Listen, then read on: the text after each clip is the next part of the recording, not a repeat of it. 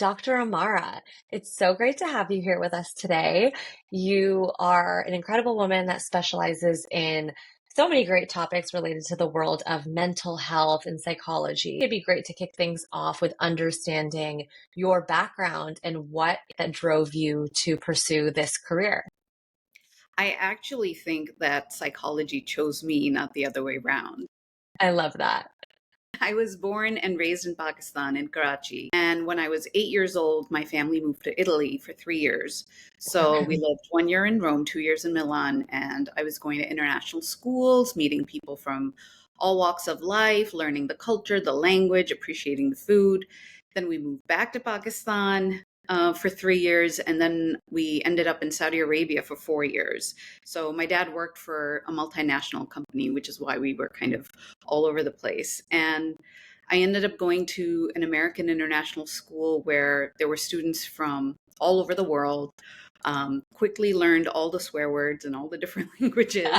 I think it was that exposure from an early age to diversity and multiculturalism that really allowed me to celebrate not only our differences, but our similarities and Yeah. really connect with people. I was always that new kid, so I had to quickly figure out what's the culture here? What can I connect with people over? And I think that, as a child, I hated it, of course. I was miserable moving around. I was always mad at my parents. You're making me lose Yeah. my friends. We didn't have FaceTime back then. It's But now tough. I can look back and appreciate everything that I learned from those experiences. And so much of that ties into what I do professionally because I work with people from all walks of life, from children to teens to young adults, older adults. And, when I lived in Pakistan, I grew up in a joint family system. So my dad's Mm. parents, my aunt, uncle, their kids, we were all in one family together. And I think Yeah. that really made me interested in the family systems therapeutic models. And so that's kind of what I practice. And I love working with my couples, my families. I really enjoy all the multiple generations. And whenever I can, I invite them into therapy because I we are love that. a product of our systems. That's so true. And there's probably so much to unpack there. I can't imagine what that's like as a child, as you mentioned, having to assimilate to so many different cultures. Probably when you figure out where you stand in one country, you're going back and forth to the next. And I know you're doing some incredible work with your upcoming book, which we'll talk about in a moment. But talk to me a little bit about as you transition more formally into your career after school. Was your experience as a brown woman in the field of psychology what you expected it to be? Was it better than you expected it to be? How has that transition into your career been for you? I look around now and I see so many emerging brown South Asian therapists, and that makes me so happy because Yeah. when I first announced to my family that this is what I wanted to pursue, there was some pushback. Psychology? What does that mean? You're going to be working with crazy people? Are you sure about this? Is there Yeah. money in Yeah. this? All of these questions. And so I really had to do my research and figure out, okay, what kind of career path do I want? What kind of people do I want to be working with, helping? And I had some incredible supervisors and mentors and professors that really guided me along the way. Um, but there weren't a lot of people that looked like me in the field. Yeah. Traditionally, the field of psychology has been dominated by older white men, Yeah. especially, Western Eurocentric psychology. Yeah. Um, so going through grad school was an interesting experience, and I did a 5 year program in 4 years, which I do not recommend. But Overachiever. to the max because I was determined to get it done quickly, and so my 20s just really flew by. It was a Yeah. complete. I went straight from undergrad from NYU to my doctorate program in Chicago, and the more I learned, the more I started to question things, and I was always that person in the class who was like, but what about other populations? And what about other racial groups? And what about, how does this apply That's to? so interesting. Yeah. So I felt kind of like that token diversity person. Yeah. Do And you feel so like it was understood at that time, or do you feel like it has taken us until now to get here? beginning to, I think in the last 10 years, certainly things have shifted. 15, 20 years ago, it was still kind of, I think it was in the emerging stages. And you could see, I mean, there was literature coming out on Black psychology, Hispanic psychology, but really nothing on South Asian psychology specifically. Yeah. And Yeah. so I worked at various different settings. I worked at a private practice. I worked in a rehab facility for women and their children recovering from drug and alcohol addiction. And I also worked at a college counseling center. And initially, that's what I thought I was going to do. I love working with young adults. So I was like, oh, work in a college counseling center, and that will be my calling. Um, and it wasn't, because I couldn't find work. And then a colleague of mine from school said, "Hey, you want to start a practice together?" And I said, "Okay."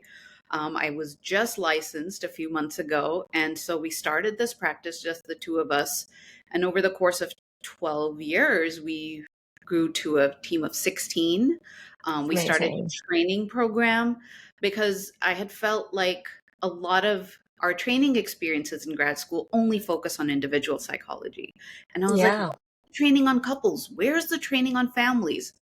So we started that, and I learned a lot with that, and I learned a lot about the business side of things, because none of that was taught to us in graduate school. How do you Yeah. market? Yeah. How do you start your own business? What do you need to do? So I learned all of that, and then last year I pivoted and I left the practice that I started to launch RIA Psychological Services, which stands for Rediscovering Interconnected Awareness. I And love I that. really hard to decolonize my practice, um, because I feel like this is something that the field is reckoning with right now, and there's a lot of chatter about it. That plus being a climate aware therapist, working on climate Mm. anxiety, climate dread, sort of just importing things that felt really aligned with my values. That was really important to me. And so this year has been such a great experience to kind of launch the practice and then also continue to supervise, do workshops, do podcasts and interviews, and then most importantly, finding time to write this book because it is a I huge. know. I have so many questions even based off of what you just said, and they're probably interconnected here too. One really quickly that I want to touch on is, as you've made this shift and looked at where there is more of a need for specialized support, what was that experience like? Did you identify the opportunity because you saw more, I don't even know what the right word is, like more evidence of like there needing to be guidance around the intergenerational trauma? Like, were you seeing that in your patients and you started to put the dots together? I've had a gut instinct about everything you're saying because my family is actually originally from the Pakistan side of Punjab. And I've learned a lot about the partition as I've gotten older. And I was actually raised at the States, but um, yeah, there's so much we can kind of unpack there. But I'm so curious to learn about like, how did you start to connect the dots with this? Well, I think you said it right. It starts with a gut feeling. Mm-hmm. My family also were the Muhajir family, the refugee family that moved from India to Pakistan. So my dad's side moved, Mm, my mom's side moved from Lucknow and UP. And I was very, very fortunate because I lived with my grandparents, and they all lived long lives. So I got to know them and I got to know their stories. yeah. Um, and so I always had that growing up in the back of my head. But then learning about family systems really made me think about, generational patterns and how things can be passed on from one generation to another, not just genetically, but emotionally. Things are stored in our bodies. Memories can be stored in our bodies. Trauma can be passed down. And so, in learning about generational trauma and generational resilience, also, because my book doesn't just focus on intergenerational trauma, I think we I have love to that. focus on resilience and strength that our grandparents have also passed on to our parents and us, right? So it's really sort of an homage to all of that. And when you combine sort of the psychology of it with the stories that we've heard, you've heard from your family, I've heard from mine, and there's so many stories, and you'll find history books on the partition, you'll find a collection of stories. Nothing has been written about this from a psychological perspective. Yeah, that's wild to me. Little to no research. And this was the largest mass migration to date. And no one has looked at this from a psychological perspective. So, one of the challenges I'm finding in terms of writing this book is, who do I cite? Where's the literature? Where's the research? And there's so much to explore because I talk about colonialism in my book. I talk about the caste system. I talk about gendered violence. Um, so much started before the partition, right? With the British colonizing the subcontinent, and then how that carried into the partition, and even beyond the partition, the Liberation War, the other things that happened. So, and frankly, we're still dealing with it, right? Like, we are still in that state. And if you look at the South Asian diaspora, we are all over the world. We are one Hmm. of the fastest growing communities, and there's no resource for us. And so I notice, even when I do these talks and, post things on Instagram, people are so interested because they're like, yes, this makes Yes. sense. Why haven't we talked about this? And, part of the reason is that there's so much shame and stigma in our community when it comes to talking about mental health. And Completely. because this was such a traumatic experience, obviously some folks don't have grandparents that live to tell their stories. But there are other people out there that just could not talk about it. It was too painful. Completely. That's what I was gonna say is even the stories that I've heard, it's bits and pieces because you're not getting the full, like it's almost too much to discuss for that generation. As I've gotten older, once you're an adult, you can start to appreciate more about your family history. I remember my dad was trying to teach me about Sikh Punjabi culture for so long when I was growing up. And I was like, no, dad, I just want to be a kid and play on the playground with my friends. I didn't necessarily want to learn a lot of this. And as I got older and started to look at and understand my family history, what's really interesting is my dad's side had immigrated to Canada early on, like pretty soon after the partition had taken place. And then my mom's side actually stayed in India throughout that time and evolved with the country as it evolved and healed from those experiences. And seeing how they both are or aren't able to talk about it. And just there's so much to kind of unpack there because even for my family that stayed in India, they kind of modernized with the times and evolved, whereas the side that stayed in Canada were kind of still clinging on to life as they knew it from back then and are way more traditional that way. And I feel like there's so much of that that you start to see. But again, it's only once you're older that you start to ask those questions and have these conversations. And the idea of talking about mental health for like my parents' generation is just tough. They're like, anxiety, what's that? Like like we've never heard of such a thing, you know? Even where should people go for these resources, right? Because there's just not a lot of research.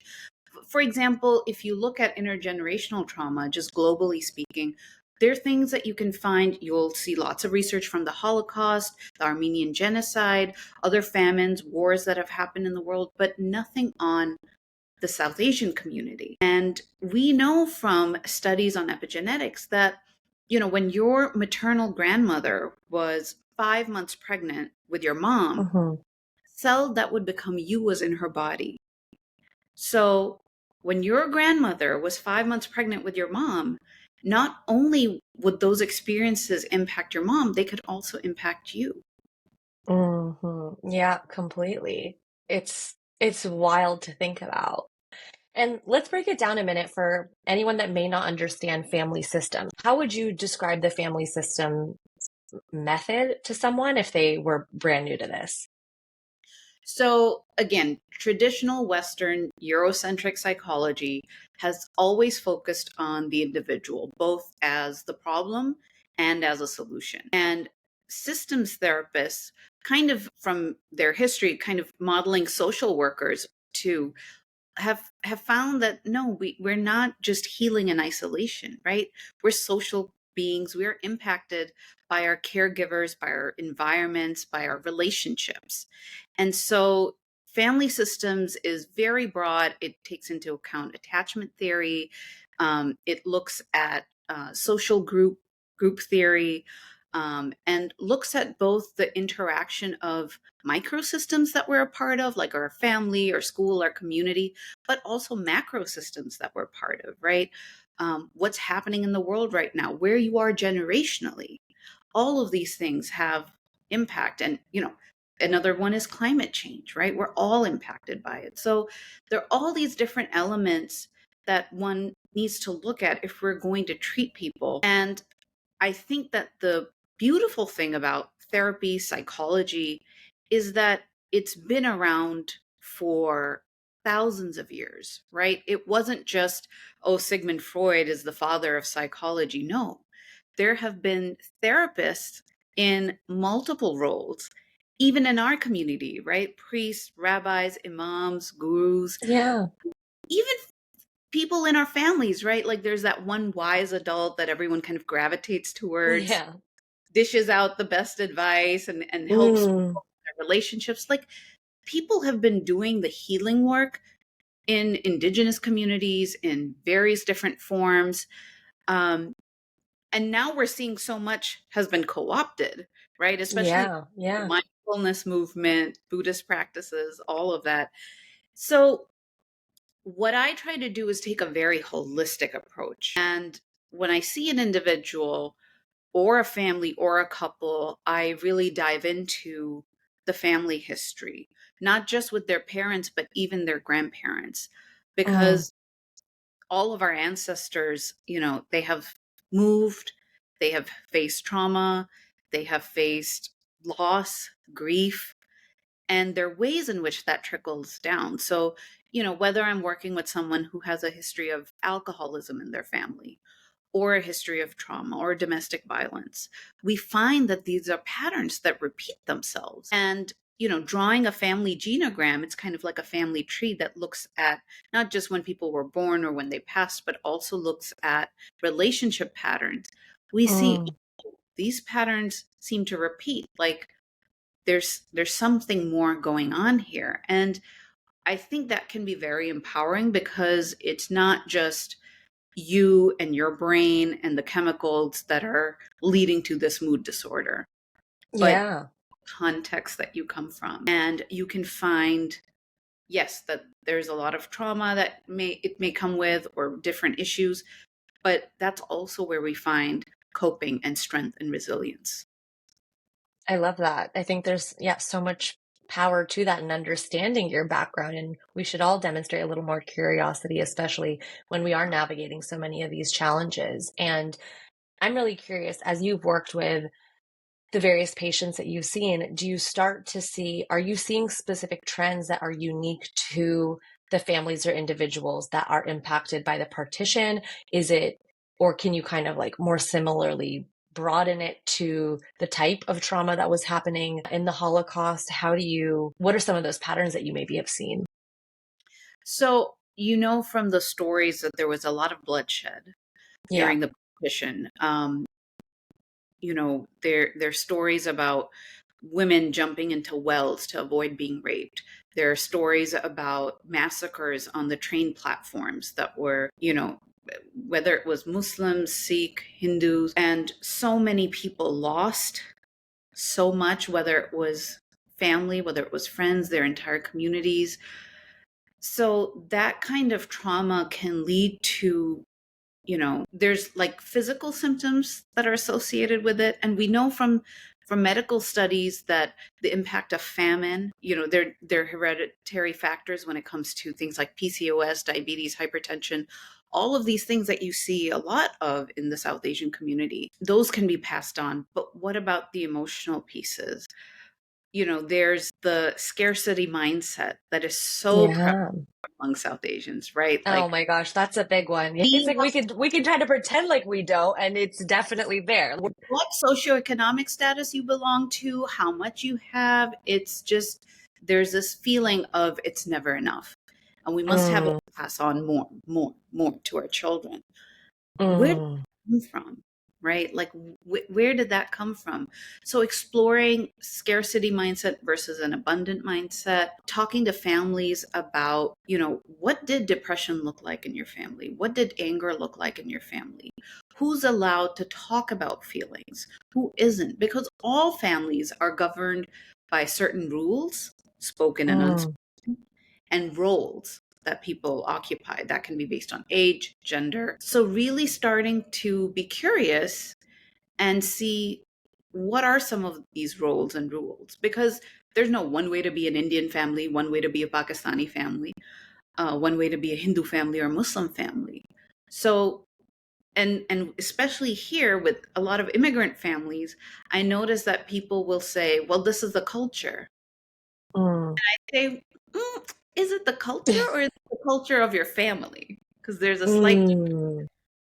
Yeah, it's interesting because I'm thinking of how you said things can be passed down through your family line. Like, I've always had this like insane phobia of blood, and I've never even tried to put like two and two together that it could have been because of suppressed emotions. I don't fully know how it works. I've read some books because I'm always personally curious about it. And going to what you were saying earlier, when I was deciding what my major was going to be in college, I told my dad that I wanted to be a psych major, and he had kind of poo-pooed it and was like, psychology. Like, we don't do that. And I was a business major and it was fine. I have no regrets, but it was always something that stayed with me as a hobby. Like, I was reading any book I could just to better understand this because I could see how in my own family there was just such a desire to like gloss over harder to talk about things, and it was just easier to kind of keep it moving, focus on business, focus on creating that abundance for the next generation because of all that pressure that you can start to feel. So I think that's a really good reminder for all of us to just be curious about the stories from times prior to understand how we have gotten to where we are now. exactly. Yeah, that's amazing. So tell us a little bit more about the book. There's not even that much data. Like, I don't even know where you would begin to start to get this data. I know it's out there. And again, like you said, so much of it is a bit intuitive. Well, it's in the very initial stages, and I'm still gathering a lot of the data. What's been helpful is to have a resource like the 1947 archive, which is based Mm. at Berkeley. And they have a book actually that's coming out. It's called 10,000 Memories. And it's a collection of oral histories all the way from Kabul to Burma, all Wow. South Asian diaspora, and they have pictures and they've collected a lot of information using a lot of stories that people have written, just asking about their family members. I'm inviting people to send me their stories if they have had family that has witnessed partition, has stories that they remember, details that they recall, and not just stories of trauma, but also stories of Yeah. facing the adversity and coping. So I'm inviting essays for that. There's a few books that have recently come out on specifically counseling South Asian communities or looking at trauma informed therapy in BIPOC communities. So there is new budding research, but specifically on the partition, there's very, very little. So my hope is that this book will not just be the kind of academic books that you read just based on research, but I also want it to have a kind of self-help aspect to it for people that may not, for whatever reason, have access to therapy, and don't really have the means, but they can read this. It can be a guide, it can be a resource for people to understand how to put their history in context. And so, like I said, it will talk about the impact of colonialism, caste system, gendered violence, also looking at medical issues that have been passed on, looking at how people talk in their families about not just the physical trauma, but Yeah. the like the emotional scars that people carry. Massive. I was just talking to somebody today, and they said that they noticed that their grandmother is terrified of being alone um, in the early stages of dementia, but she is absolutely terrified of being alone. And, you know, when they were talking to me about this book that I'm writing, they said that this helped them understand that context of why she might be terrified to be alone. And, I know that with South Asian families, just like any other families, there's a lot of drama, there's a lot of beauty, there's a lot of joy, there's a lot of strain that comes with Yeah. collectivist group, Yeah. and helping families navigate these conversations allows for connection. And I think a lot of South Asian parents that I've worked with are fearful of therapy because they think, oh, you're going to have my child set boundaries, the B word, or like they're going to think that, it's only about them. And what I tell people is that therapy is really what you make of it, right? And this can be a space and an opportunity to actually build the closeness that you want. Therapy doesn't alienate parents from their children or grandchildren necessarily. It's about bringing people together. It is about the relationships. And there's lots of therapists out there who don't do a great job of that. There are a lot of Insta therapists out there that will give you all kinds of advice. And that's one of the reasons why I'm trying to build my Instagram presence, because I really Yeah. want people to get information from a reliable source. Like, please look at credentials. Please make sure that you're talking to somebody who's had the training, who knows what they're talking about, because you can find just about anything online these days. It's true. And I think even, first of all, what you said was just so beautifully put. I'm going to make my dad listen to this whole episode because he has literally been like, why do you need a therapist? You can just pay me. And I'm like, where do we begin to help you understand what is happening here? When you are first kind of going through that experience and being open to seeing a therapist, I started looking for one in my early 20s, Mm. and it can be confusing to figure out who is the right fit for you. I've tried different people, realized certain styles kind of resonated better or were able to help me understand myself better.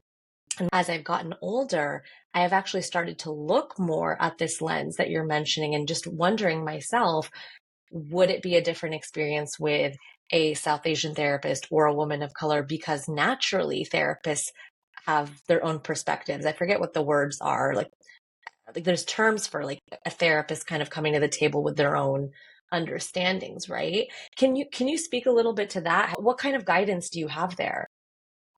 So I think, especially working with the South Asian population, I realized fairly quickly that, because I speak Urdu and Hindi, I see a lot of immigrants, older adults, younger adults. I realize that there's a lot of misinformation out there about what therapy is. Having an office doesn't mean that people will naturally come to me. So what I realized was I need to go out there into the community and talk about what therapy is and provide psychoeducation around mental health topics. So I've been to temples and mosques and different community centers. And when people see me, it Mm, takes away some of this, mystery around, like, oh, there's some therapist sitting in the office, and it's cold and detached, and only the wealthy people go and do this. yeah, All of these stereotypes that people have. And so it helps to have something like this kind of unpacked and normalized. yeah. And I think that has really helped me in connecting with people. And I offer like free consultations because I want people to get to know me a little bit. I do not believe in this idea that therapists must be a blank slate. Absolutely not. Mm, It is about connection. I bring all of my personality into therapy. It doesn't mean that I reveal everything about myself or make the sessions about myself, but I'm human too. And I think that's also part of decolonizing my practice. Not, present myself as if I'm in a position of power or authority. You're the expert on your life, not me, right? I love that. Yeah, and so that kind of collaborative stance really allows people to kind of connect and just form more trust in me and in the process. That's massive. Yeah. And I would encourage anyone who's considering therapy to be okay with trying out different types of therapists. Again, I remember when I was younger, I really did feel that there was a power dynamic at play. Yeah. And as I've gotten older, I'm like, it's actually so empowering to know that you are always in the driver's seat and you've got to kind of take ownership for yourself. And that's going to lead to the most effective outcomes and understandings as you go, once you know that it's really an experience that's intended to guide you. even then, there's so many barriers because people don't even know about resources that are available to them, It's especially if English true. is their second language. They don't know what community resources might be available. Insurance is a whole other topic that I could talk about. I mean, that presents several barriers, whether you have a high deductible, whether you have benefits that are covered or not covered under your plan. So, people have so many restrictions around. And then sometimes they're afraid that if their family member was to find out that they're in Yeah. therapy, it would be awful. Yeah. Um, A lot of so that stigma needs to evolve. stigma. One of the other things I want to touch on is you said it's easy to sometimes look at the history and say, okay, I'm up against so many things. It feels challenging. And at the same time, so much of that resilience leads to incredible outcomes like overachieving tendencies, which is, the impetus behind the overachievers. And I'm curious when you think about the pros and the cons and how it even shows up for individuals in the workplace. What kind of insight can you give in that regards in terms of, let's say you have a manager or you're looking to work your way up into these corporate environments. How is Mm. it helpful to understand these aspects of intergenerational trauma and resilience and how it shows up? What's the value in that? Well, I think systems thinking can really help shed light about certain dynamics because what we're talking about, especially in the workplace, is ultimately what is your relationship like with authority? And if you think about it, your first relationship with authority is your parents or your caregivers, right? And so those dynamics might be at play. But also, what was school like for you? How do you respond to authority? What does it mean to strive to please somebody, right? I see a lot of people pleasing tendencies. Where do those come from? Does it come from family? Does it come from other influences?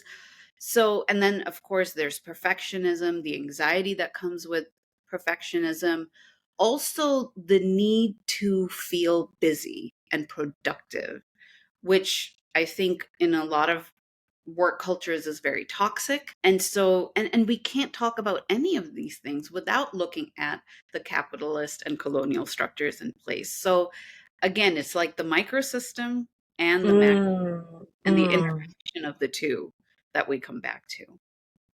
That's amazing. And so, one of the things I'm a huge proponent of and hopeful of in terms of, how do we use our skill set and what we're good at to make a positive impact in whatever shape that can kind of be. One of my assumptions is if you're able to better understand yourself and sit with those areas that you need to improve, maybe that's working on your perfectionism, reducing the busyness, just rethinking a lot of those elements that are so automatic for us, then you could eventually start to have that microsystem influence and shape the surrounding systems. Is that the right idea? Or what might you add to that? So within systems thinking, the model that I often use is called IFS, which stands for Internal Family Systems. And the idea is that all of us have these parts, right? When you are facing a situation, maybe a part of you is telling you to do this, maybe a part of you is telling you to do that. And what I love about IFS is that it's a very empowering approach because what happens is that these parts become polarized. And all of us have a sense of self that is like our wise mind, right? That is calm and confident and compassionate and curious. And if we are aligned, we are authentic, we can lead with the self and face difficult situations. What happens is that these parts tend to take over, right? And a lot of these parts are kind of protective factors that Mm, may have emerged as we were growing up in response to stress, in response to uncertainty. And when we're faced with stress or uncertainty, those parts tend to take over. So that can be sort of a coping mechanism, maybe a maladaptive one. But learning about our parts can really help understand how those parts show up, what we need from those parts, what those parts need from us, and having a healthy internal dialogue can start to shift how you speak to yourself. Because I see a lot of people that will berate themselves, right? They have this like manager part, which is super self critical, judgmental, pessimistic. But it's hard to give that up because that's also the part that says, do better, do more, right? That strive Mm, versus the firefighter part that's like, oh my gosh, this is too much. I need to watch Netflix and numb out and tune out. Or I need to, eat my way through my problems right now. Or I need to, mm. in more severe cases, turning to self harm, drug use, things like that. And both of these parts are ultimately trying to protect the exile part, which is the softer, more vulnerable part that holds a lot of emotion, rage, shame, guilt, feeling vulnerable. And so if we can find ways to access these parts and become more integrated, not get rid of them, that's not the goal. It's not like they're good or bad parts, but feel more integrated, then we can lead with the self. And we will still encounter problems and stress and uncertainty, but our response to those situations will come from a healthier place. I feel like that's so needed, especially nowadays, and to be able to do that and take the initiative to do that type of inner work is so powerful for yourself and the communities we're a part of, because yeah, it really starts with you. That's kind of what I've continued to see. It's so easy to point fingers and say, why did this happen? Why did that happen? And at the end of the day, all you can really control is your outlook and your action. So I think that's such a powerful reminder. And I'm so happy to see just the way therapy has kind of taken off in the mainstream, like you said, compared to 10 years ago. I think there's a lot of evolving that will continue to Mhm. happen in the field, with attention being paid to specific needs that communities have. Is there anything else that you think would be helpful for our audience to consider or think about when it relates to understanding mental health, and particularly the needs of different sub communities? I always encourage people to shop around. And if you're looking to find a therapist, talk to different people, ask them about not just their qualifications or their degrees, but also ask them about their approach. Ask for a free consultation, 15, 20 minutes, just so you can get to know them, you can speak to them. And it's such an important relationship. There's so much trust. I really feel very, very privileged to do the work that I do. And I don't take that trust for granted, because when people come to me, sometimes they're coming to me after having seen multiple therapists that for one reason or another weren't a good fit. And sometimes I'm the first therapist they've ever talked to. And I feel like that's a very daunting first step to take. And so I really encourage people to ask questions, advocate for themselves, and whether it's about your therapist being culturally competent, asking them, have you worked with clients from my community, from my background? These are questions that will help establish that trust. And I am never offended when people ask me those questions. I think I really welcome them. And I think that, if you want to be a good therapist, you have to be collaborative. I'm always asking for feedback. Are we going too fast? Are we going too slow?